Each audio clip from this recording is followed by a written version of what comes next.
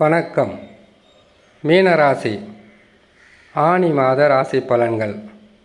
புரட்டாதி, உத்திரட்டாதி, ரேவதி நட்சத்திரக்காரர்களுக்கு இம்மாதத்தில் எத்தகையான சிறப்பான பலன்கள் கிரகங்கள் அமர்ந்ததை வைத்து தரக்கூடிய பலன்களை பற்றி அறிந்து கொள்வதற்கு முன்பதாக சந்திராஷ்டம தினங்களை தெரிந்து கொண்டால் மிகவும் உதவியாக இருக்கும்.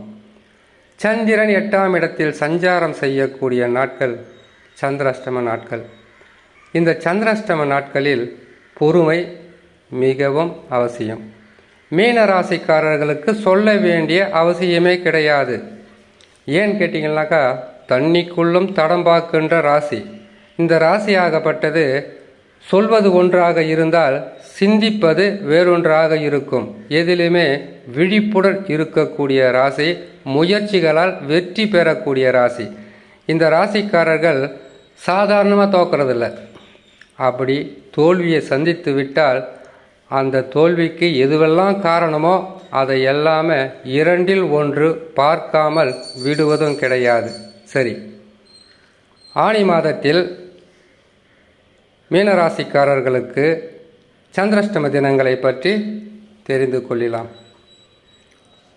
16/6/2024 ஆனி மாதம் 2ஆம் தேதி ஞாயிற்றுக்கிழமை இரவு 12:45 துலாம் ராசியில் சந்திர பகவான் சஞ்சாரம் செய்யும் போது சந்திராஷ்டம தினங்கள் ஆரம்பமாகும்.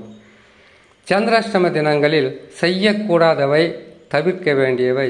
புதிதாக ஊர் பிரயாணம்னாக்கா திடீர்னு நீங்களாக முடிவு செய்துட்டு அன்னைக்கு வெளியூர் சொல்லக்கூடாது. அப்படி சென்றால் சில பாதகங்கள் வரும். யாரிடமோ கொடுக்கல் வாங்கலில் ஈடுபடக்கூடாது. வண்டி வாகனங்களில் வேகமாக செல்லக்கூடாது. செய்யும் தொழில், அது மட்டும் இல்லாமல் குடும்பத்தில் சில குழப்பமான சூழ்நிலையும். மனம் என்பது ஒரு போராட்டத்துடன் இருக்கக்கூடிய இந்த 2.25 நாட்களில் பொறுமையாக இருக்க வேண்டும். சந்திராஷ்டம தினங்களிலிருந்து விடுபடக்கூடிய நாட்களை பார்க்கலாம். 19/6/2024 ஆனி மாதம் 5ஆம் தேதி புதன்கிழமை பகல் 11:02 விருச்ச ராசியில் சந்திர பகவான் சஞ்சாரம் செய்யும் போது சந்திராஷ்டம தினங்களிலிருந்து விடுபடக்கூடிய நாட்களாக இருக்கும். இம்மாதத்தில் கிரகங்கள் தரக்கூடிய பலன்களை பார்க்கலாம். ஜென்மத்தில் ராகு பகவான் அமர்ந்தாலே தேவையில்லாத குழப்பங்கள் என்பது கட்டாயமாக இருக்கும். மாயக்காரன் அல்லவா?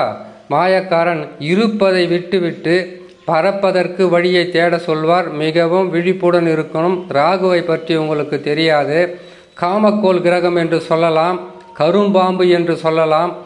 ஆக மொத்தத்தில் சர்ப கிரகங்கள் ஜென்ம ராசியில் அமரும் போதும் 7ஆம் இடத்தில் அமரும் போதும் நாம் வாழ்க்கையில் செய்யக்கூடாத சில தவறான வேலைகளை செய்துவிடும். ஆகையால் மிக கவனமாக இருக்க வேண்டும் மீனராசிக்காரர்கள். செவ்வாய் பகவான் மீனராசிக்காரர்களுக்கு 2ஆம் ராசியில் ஆட்சி பலம் பெற்று அமருவதால் இம்மாதத்தில் பொருளாதாரத்தில் உயர்வு என்பது கட்டாயமாக இருக்கும். இது நட்சத்திர பிரகாரம் நடக்கும். இதில் இருக்கக்கூடிய நட்சத்திரம் குருவின் நட்சத்திரம் புரட்டாதி, சனியின் நட்சத்திரம் உத்திரட்டாதி, ரேவதி நட்சத்திரம் இருக்கும் இல்லையா?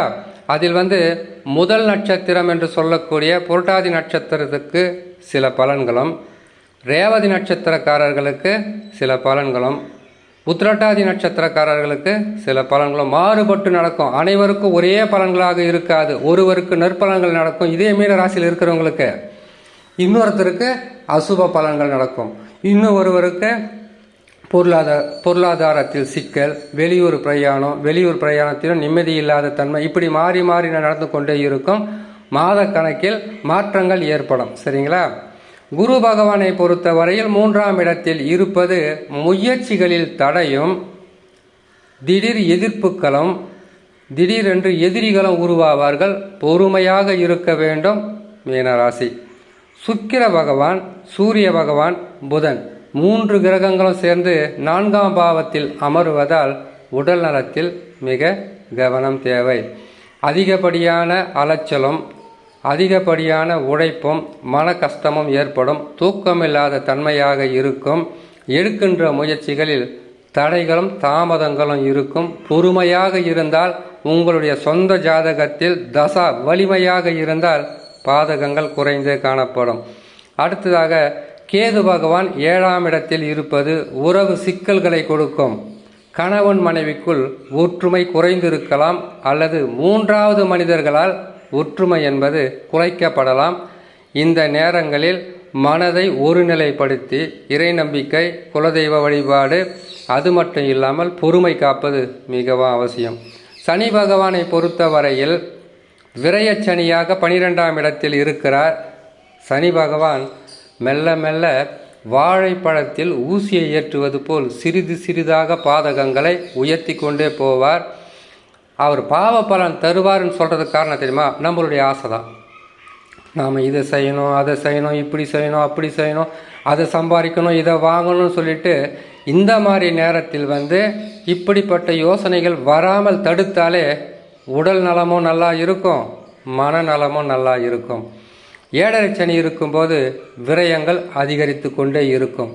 காசு பணம் வந்தாலும் பத்தாது, உழைச்சாலும் அந்த உழைப்புக்கு ஏற்ற வருமானம் வராது. தொழிலில் உங்களுக்கு தடைகள் இருக்கும். வியாபாரத்தில் எதிர்ப்புகள் அதிகமாக இருக்கும். வீடு தேடி சில பிரச்சனைகள் வரும். பொறுமையாக கடைபிடிக்கணும். இதற்கு பரிகாரமாக நீங்கள் செய்யணும்னு கேட்டிங்கன்னாக்கா, ராகு பகவான் ஜென்ம ராசியில் இருப்பார், கேது பகவான் 7ஆம் இடத்தில் இருப்பார். இதற்கு பரிகாரம் என்பது நவகிரகத்தில் இருக்கக்கூடிய ராகு கேதுவை வணங்கி வருவதும், அது எந்த நாள்லாம் செய்யுங்க. ஏன்னா ஜென்மத்தில் இருக்கிறாரு, இதுக்கு 4 நட்சத்திரமெல்லாம் வேணால் எப்போனா செய்யலாம். அப்படி அதிகமான துன்பமாக இருந்தாக்கா துர்கை அம்மனை வணங்குவது மிகவும் உங்களுக்கு நற்பலன்களை தரும். ராசிநாதன் என்று சொல்லக்கூடிய குரு பகவான் 3லே மறைந்திருப்பதினால் பாதகம் அதிகமாக கொடுப்பது ராகு கேது சனியாக இருந்தாலும் குரு பகவான் பெரிதளவு நன்மையை செய்ய மாட்டார். அப்படி செய்தால் நற்பலன்கள் என்பது உங்களை காக்கக்கூடிய கவசமாகவே இருக்கும். இதற்கு பரிகாரமாகவே வியாழக்கிழமை தோறும் குரு தட்சிணாமூர்த்தியை வணங்கி வந்தாலே போதும்.